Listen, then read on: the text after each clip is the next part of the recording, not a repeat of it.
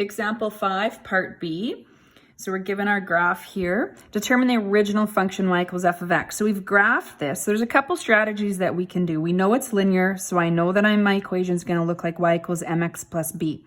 Now, because I have graphed it already, I can just look to see what the b value is and count the slope. The slope stands out here definitely as 3. So I can count 1, 2, 3 up and write 1. So I know my slope is 3. Now I need to determine my y-intercept.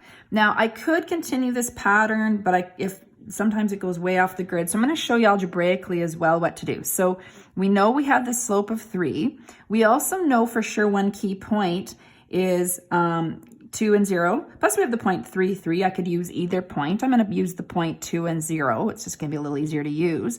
And I can plug that into my equation for x and y. So this is a skill that you've used before for finding a missing variable in a question. So we're going to get 0 equals 6 plus b. So negative 6 is equal to b.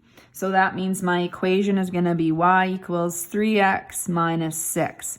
I could also confirm that by continuing my slope. So 1, 2, 3, right 1, 1, 2, 3, right 1. And I can see how that did continue through to negative 6.